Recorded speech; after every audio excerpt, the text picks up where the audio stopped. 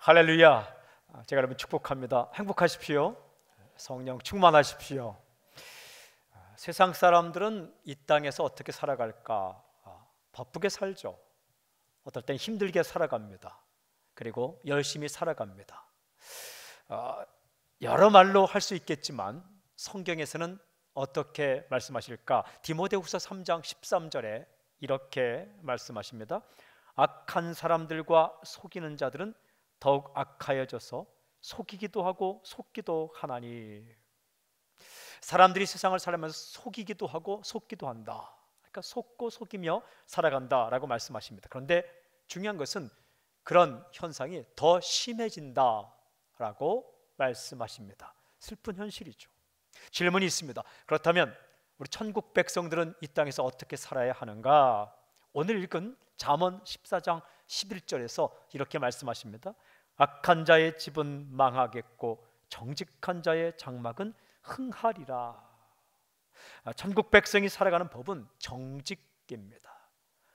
악한 길을 가면 망할 것이고 정직한 길을 가면 흥하게 될 것이다 라고 말씀하시죠. 여러분, 정직이 지혜입니다. 정직이 무엇입니까? 정직이란 바른 길을 가다라는 말입니다. 속이지 않는 것, 거짓말하지 않는 것, 아주 큰 의미를 가지고 있습니다. 우리에게 확 와닿는 말이죠. 성경에서는 이보다 더 적극적으로 바른 길을 간다라고 사용되고 있죠. 정직한 길을 가는 것이 흥하게 되고 잘 되고 아름답게 사는 비결이다라고 말씀하십니다. 중요한 질문이 있습니다. 하나님은 왜 우리가 정직하게 살기를 바라시는가? 하나님은 왜 우리가 정직하기를 바라시는가?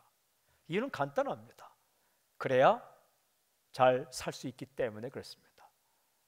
그래야 행복하기 때문에 그렇습니다.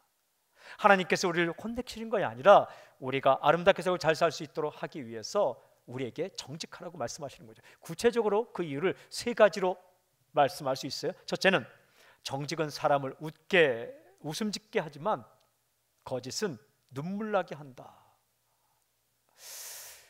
누군가 내게 정직하면 마음이 좋죠.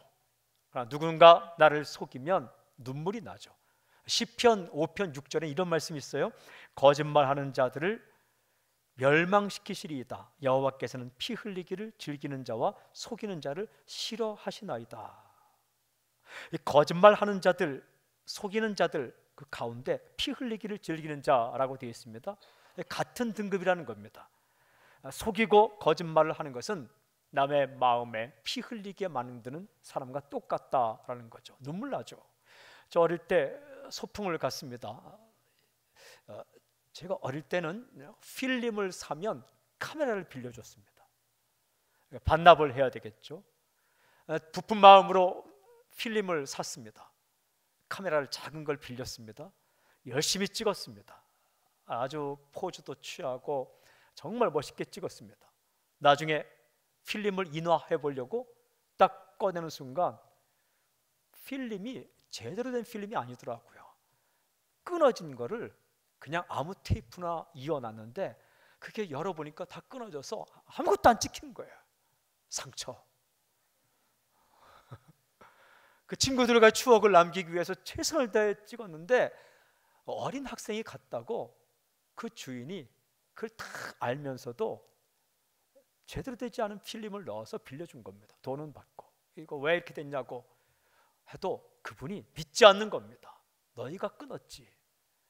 저는요 정말 그런 거 끊은 적이 없습니다. 여러분 앞에 밝힙니다. 어린 마음에 얼마나 상처가 되는지 정말 눈물 나더라고요. 작은 거지만 사람을 속이는 행위는 누군가를 눈물 짓게 하는 거죠. 여러분, 이 사는 게 큰 것에서 이게 행복이 오고 슬픔이 오는 게 아닙니다. 두 번째 이유는 정직은 영원히 가지만 거짓은 순간만 피하게 한다. 사람들은 왜 거짓말을 하는가? 좋지 않은 줄 알면서도 왜 급박한 순간에 거짓말을 하는가? 거짓말로 위기를 피할 수 있다라고 생각하기 때문입니다. 그거 착각입니다. 기억하십시오. 거짓말로는 결코 위기를 넘길 수가 없습니다. 순간은 피할 수 있지만 언젠간 들통나게 되겠죠. 잠언 12장 19절에 이런 말씀이 있습니다. 진실한 입술은 영원히 보존되거니와 거짓 혀는 잠시 동안만 있을 뿐이니라. 거짓말은 잠시 동안만 피하게 할 뿐이다. 순간만을 피하게 할 뿐이다. 이 설령 급박한 순간이 왔더라도 거짓말을 시키지 않으면 더 큰 위기를 맞지 않을 텐데, 순간적인 위기를 피하기 위해서 거짓말 시켜도 언젠가 다 들통난다는 거죠. 세 번째는 정직은 관계를 세우지만 거짓은 관계를 깨뜨린다. 여러분, 거짓은 다른 사람의 관계를 깨뜨리는 치명적인 도끼입니다. 생각해 보세요. 믿는 사람에게 속았다라고 생각하면 그 사람과의 관계는 끝나버리고 맙니다. 이 거짓은 공동체를 산산조각냅니다. 거짓은 가족까지도 갈라지게 만듭니다. 형제 지간도 나누게 만듭니다. 이게 거짓이냐 진실이냐, 이것은 도덕 전쟁이 아니라 영적 전쟁입니다. 왜냐하면 거짓의 배후에는 사탄이 있기 때문에 그렇습니다. 요한계시록 12장 9절에 보면 사탄의 정체를 이렇게 말하고 있습니다. 큰 용이 내쫓기니 옛뱀 곧 사탄이라고도 마귀라고도 하고 사탄이라고도 하며 온 천하를 꿰는 자라. 그가 땅으로 내쫓기니 그의 사자들도 그와 함께 내쫓기니라. 사탄은 온 천하를 꿰는 자라고 말씀하십니다. 꿰다라는 것은 속이다라는 말입니다. deceive, 속이다. 이 사탄의 전공이 속이는 겁니다. 사탄의 전공이 거짓입니다. 그러니까 이 속이는 것의 배후에는 영적 존재가 있는데 바로 사탄이 있다는 거죠. 이 컴퓨터를 하다 보면 해킹을 당할 때가 있습니다. 혹은 어떨 때는 바이러스가 들어올 때가 있어요. 그럼 서서히 컴퓨터가 다운되기 시작합니다. 이 우리 인생 가운데 우리를 해킹하고 우리를 무너뜨리게 들어오는 마치 그 바이러스 같은 게 바로 거짓입니다. 작은 거짓이 들어오면 점점점 인생이 다운되기 시작하는 거죠. 바로 끊어야 되는 거죠. 그래야 사는 거죠. 사도행전을 읽어보면 성령님의 역사가 기록되어 있어요. 병이 낫고 성령의 세례가 임하고 은사가 임하고 사람이 살아나고 예수 믿는 놀라운 역사들이 있는데, 그 중에 참 받아들이기 힘든 사건이 사도행전 5장에 있습니다. 그것은 아나니아와 삽비라는 부부가 하루에 함께 죽은 사건입니다. 아나니아와 삽비라 이 부부는 굉장히 열심히 있는 부부였습니다. 그 당시에 자기 밭을 팔아서 하나님께 헌금한 사람들입니다. 바나바라는 사람이 땅을 팔아서 밭을 팔아 하나님께 드렸을 때 사람들이 많이 칭찬하니까 이 아나니아와 삽비라 부부도 우리도 땅을 팔아 헌금합시다 해서 실행했던 사람들입니다. 이거 쉽지 않은 일입니다. 저 어릴 때 교회를 짓다 보면 장로님들 또 교회 어르신들이 자기 집을 팔아서 헌금하는 걸 봤어요. 어릴 때는 그게 그렇게 위대한 일이 잘 몰랐는데 그거 보니까 대단한 일입니다. 집을 팔고 월세집으로 옮기고 헌금한다는 거 쉽지 않습니다. 자동차도 팔았습니다. 그 당시에 자동차가 있다는 것은 굉장한 부의 상징인데 그 자동차도 팔아서 헌금한 걸 봤어요. 이게 쉽지 않은 거라는 거예요. 아나니아와 삽비라가 그만큼 헌신된 사람이었어요. 그런데 왜 그들이 죽었는가? 거짓말이에요. 거짓말. 땅을 팔았습니다. 그리고 일부를 가지고 왔어요. 이게 전부냐 물었을 때 전부라 대답합니다. 여러분, 땅을 파는 것 하나님이 막을 이유가 어디 있겠습니까? 땅을 팔아서 그 액수의 일부를 가져오는 것 하나님 뭐라 하겠습니까? 여러분, 하나님이 전 재산을 원하는 분입니까? 아닙니다. 그것은 자유입니다. 그런데 문제는 뭐냐? 일부를 가져와서 전부를 가져왔다고 속인 거죠. 그날 아나니아와 삽비라가 그 거짓말 때문에 죽었습니다. 오늘날도 이 거짓말 때문에 당장 죽는다 하면 이곳에 살아남을 사람 한 명도 없습니다. 근데 이 사건은 아주 중요한 메시지를 주는 사건, 특별한 사건입니다. 일반적인 사건이 아니라 특별한 사건. 초대 교회가 서면서 성령님의 역사가 강할 때에 일어난 아주 특별한 사건이에요. 하나님은 거짓을 싫어하신다. 하나님은 정직을 좋아하신다. 왜? 그 당시에 그 공동체가 아주 중요하기 때문에 그 공동체에 거짓이 틈타는 것을 막은 특별한 사건입니다. 사랑하는 여러분, 이 거짓이 들어오면 공동체가 산산조각이 납니다. 박살납니다. 사회를 지탱하는 이 정직, 바른 길이라는 이 근간이 흔들리면 사회가 엉망이 되는 거죠. 실력 조금 모자란 것 참을 수 있습니다. 참으면 됩니다. 성격이 좀 급한 것, 그것도 좀 참아주면 됩니다. 여러분, 가진 게 조금 없는 것, 그것도 참을 수 있습니다. 기억력이 부족해서 자꾸 까먹는 것, 그거 참을 수 있습니다. 상대방이 기억력이 좀 모자라면 내가 기억해 주면 되는 겁니다. 실력 모자란 것, 성격 급한 것, 가진 거 조금 없는 것, 기억력 모자란 것, 그리고 조금 지혜롭지 못한 것 참을 수 있습니다. 도저히 못 참겠다, 그러면 꾹 참으면 됩니다. 정말 꾹 못 참겠다, 그냥 꾹꾹 참으면 됩니다. 정말 꾹꾹 참아도 못 참겠다, 꾹꾹꾹 참으면 됩니다. 그런데 거짓은 참기 힘듭니다. 더욱 가까운 사이일수록 거짓은 참기 힘들고 관계를 깨뜨려 버립니다. 이 관계를 산산조각 내는 치명적인 폭탄과 같은 것이 바로 거짓이죠. 속이는 것입니다. 사람과의 관계에 금이 가게 하는 거죠. 하나님은 우리가 이 땅에 살면서 사람과의 관계에서, 하나님과의 관계에서 정직하길 원하세요. 왜냐하면 그래야 우리가 행복하기 때문에, 그래야 웃을 수 있기 때문에, 그래야 관계가 돈독해지기 때문에 그렇습니다. 그래야 한순간이 아니라 마라톤 경주와 같은 인생에서 오래오래 달려갈 수 있기 때문에 그렇습니다. 정직이 지혜입니다. 중요한 질문이 있어요.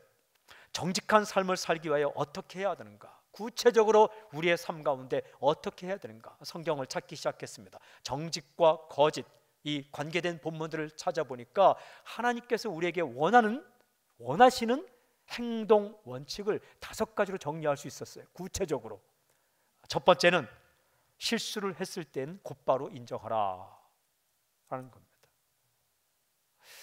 이 다윗을 보면 우리아의 아내 밧세바를 범하죠. 엄청난 실수입니다. 그리고 우리아를 전쟁터에 맨 최전선으로 보내서 그를 죽이고 맙니다. 엄청난 실수죠.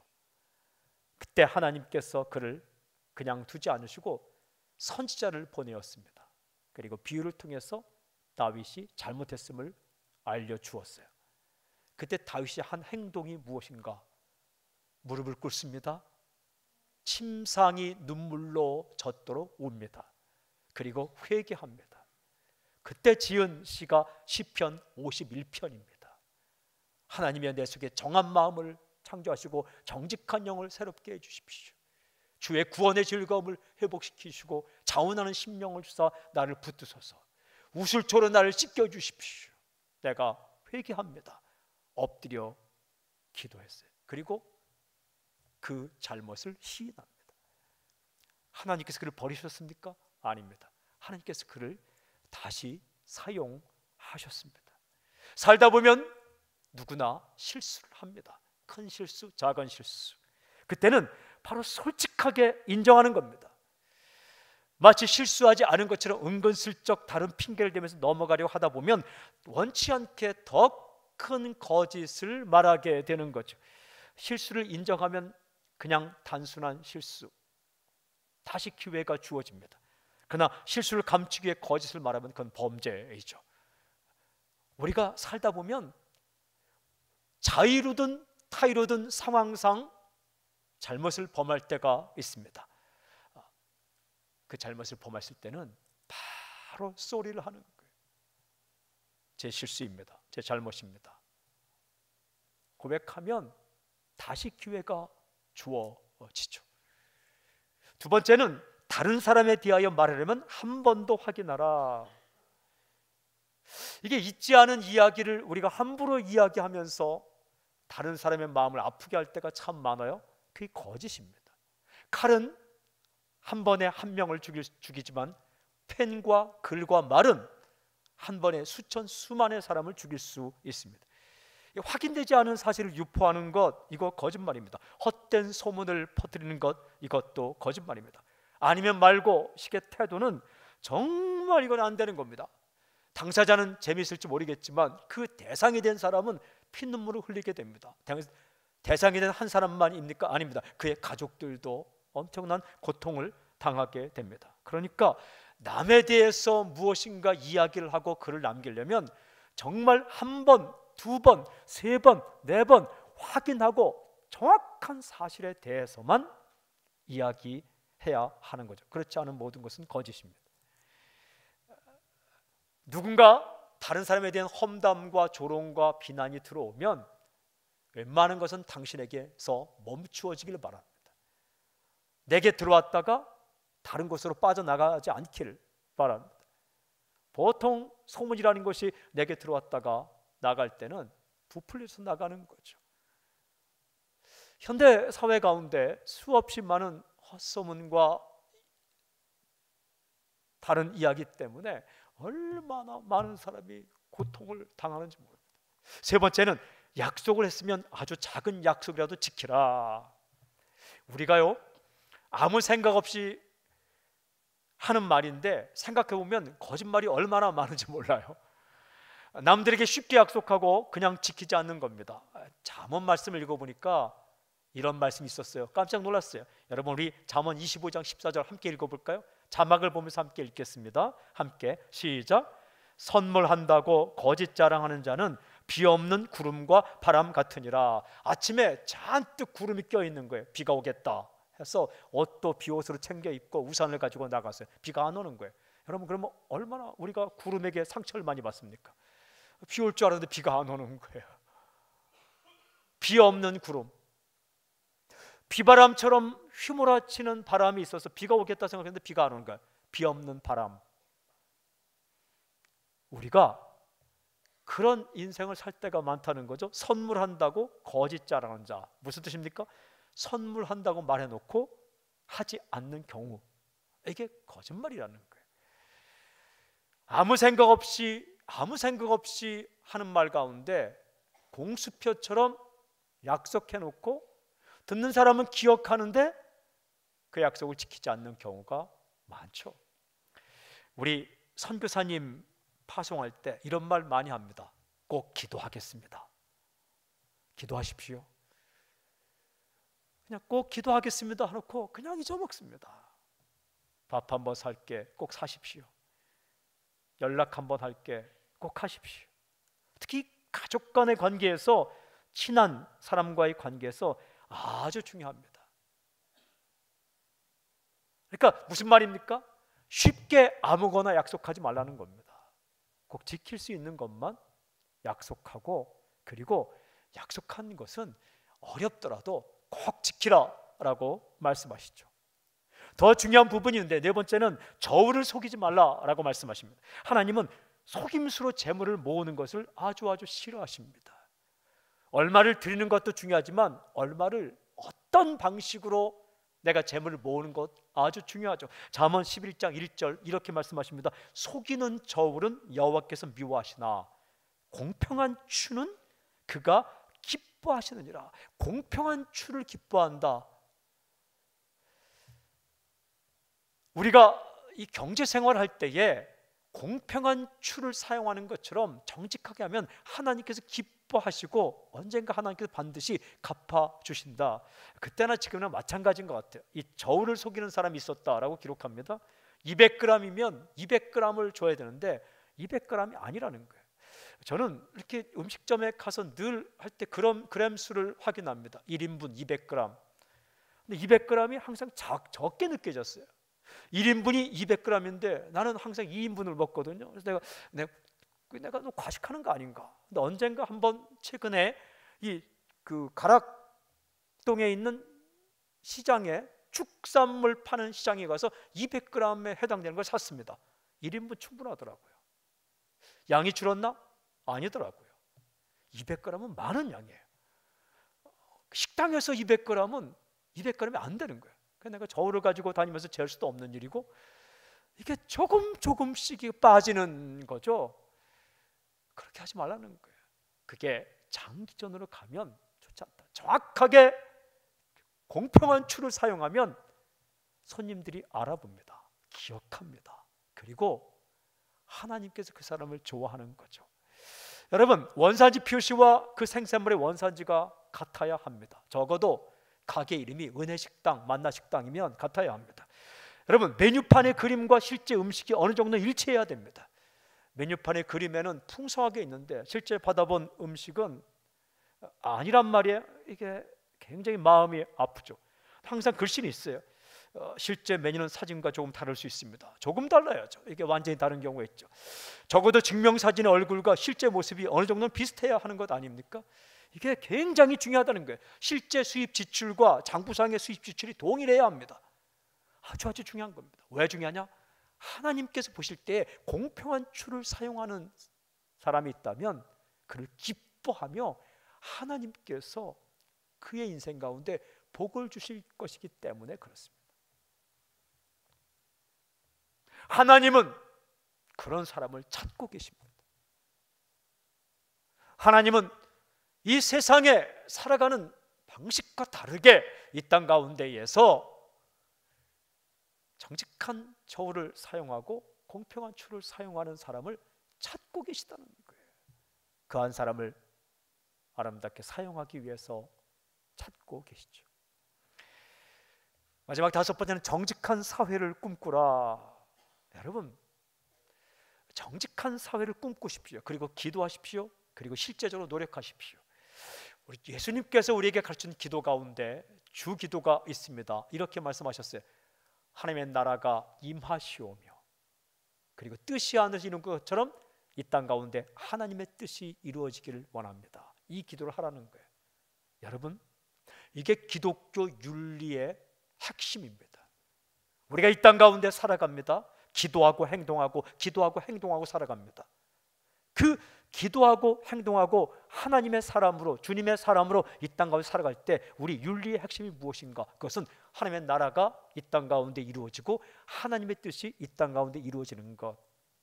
그 정직한 사람이 그 정직함의 대가를 받는 그런 아름다운 사회가 이 땅 가운데 이루어지기를 기도하고 행동하고 노력하라는 말씀입니다. 이게 위대한 열정이에요. 하나님을 제대로 만난 사람 가운데에는 그런 열정이 있어요. 그런 학교, 그런 회사, 그런 사회를 꿈꾸는. 그러나 이 땅 가운데 완벽한 그런 사회를 세우는 것은 어렵죠. 유토피아는 이 세상에 없습니다. 그렇지만 그럼에도 불구하고 주님 오실 때까지 조금씩 바꿔가는 노력과 조금씩 변해가는 그것을 기대하는 것, 이건 크리스천의 특권이고 의무이죠. 잠언 29장 12절에 이런 말씀이 있습니다. 관원이 거짓말을 들으면 그의 하인들은 다 악하게 되니라. 다르게 번역할 수 있습니다. 대통령이 거짓말을 들으면 백성이 다 악하게 되느니라. 교수가 거짓말을 들으면 학생들은 다 악하게 되느니라. 이게 무슨 뜻입니까? 리더격에 있는 사람들이 거짓을 듣고 그 말을 듣고 패스, 뭔가 일을 처리해 주면 사람들은 이게 통하는구나 해서 다 악한 방법을 사용하게 된다는 거죠. 거짓이 한번 통하면 더 큰 거짓을 행하게 됩니다. 그러나 그 거짓이 통하지 않고 한번 이렇게 막혀지면 사람들은 이 방법이 아니라 올바른 방법을 써야 되겠구나 이렇게 생각을 한다는 거죠. 제가 학교에서 학생들을 가르칠 때에 제가 분명히 학기 초에 이렇게 강의 계획을 이야기합니다. 그리고 제가 꼭 두 가지 부탁을 합니다. 첫 번째는 꼭 출석을 잘해라. 부득불 못 올 때는 대리 출석하지 마라.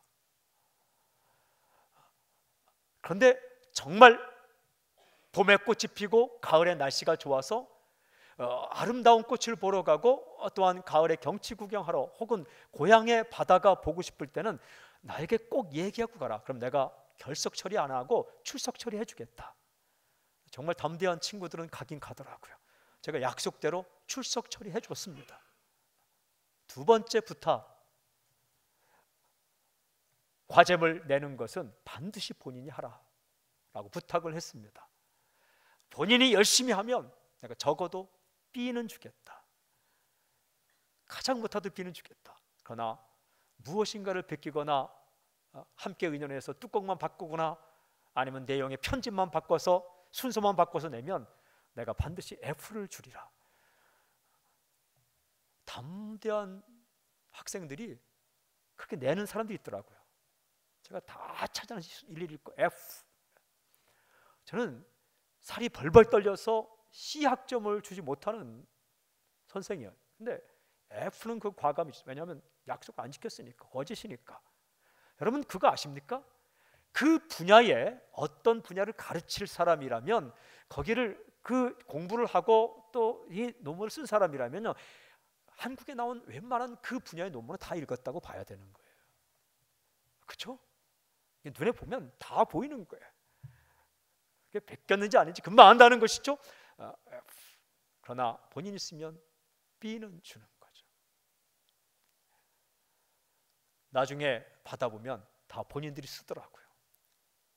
통하지 않으면 다른 길을 찾게 돼 있어요. 길이 막히면 다른 길을 찾아요. 그런데 그 거짓된 길을 막아서는 일을 우리 크리스찬들이 해야 된다는 거죠. 사랑하는 여러분, 이 땅 가운데 우리가 알게 모르게 여러분이 서 있는 위치가 있습니다.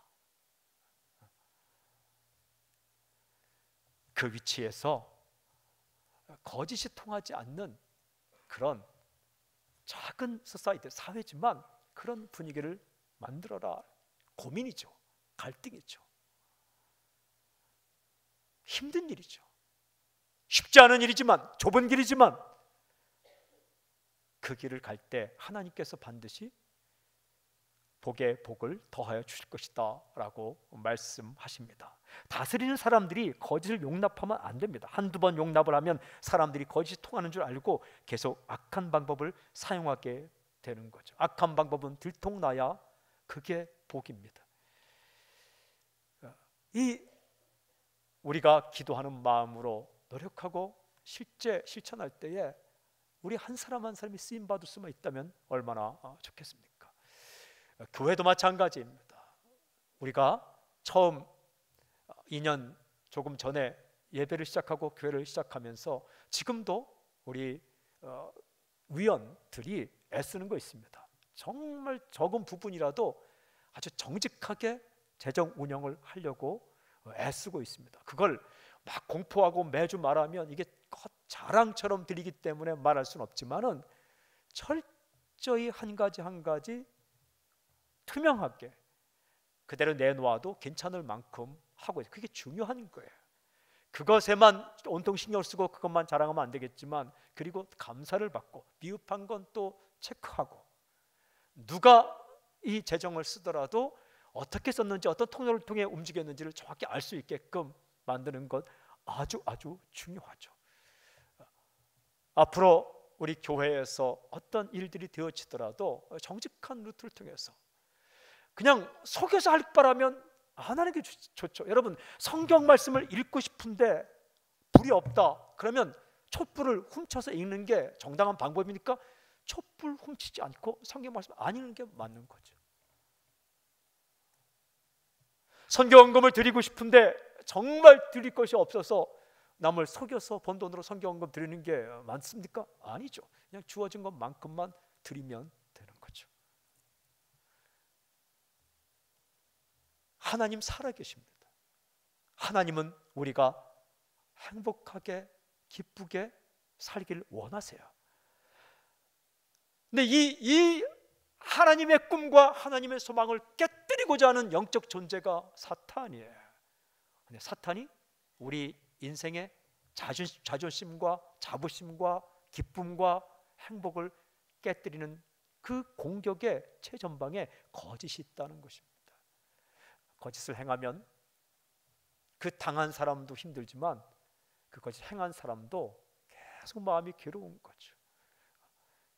사랑하는 여러분, 우리가 오늘 이 메시지를 전하거나 듣거나 이게 단순하고 누구나 아는 것 같지만 굉장한 부담. 그러나 이 말씀을 듣고 순종하며 착용해서 살아가면 하나님께서 놀랍게 역사하실 거예요. 당신을 복의 통로로, 은혜의 통로로 사용하실 것입니다. 정직이 지혜입니다. 여러분, 하나님 말씀을 기억하십시오. 잠언 14장 11절, 악한 자의 집은 망하겠고 정직한 자의 장막은 흥하리라. 날마다 이 질문하십시오. 예수님이시라면 이 상황 가운데 어떻게 하실까? 나의 주님 예수님이시라면 이 상황 가운데 어떻게 하실까? 그렇게 질문하고 결단하고 한 걸음 한 걸음 나아가십시오. 반드시 흥하게 되는 놀라운 역사가 있을 것입니다. 하나님께 약속을 지키실 것입니다.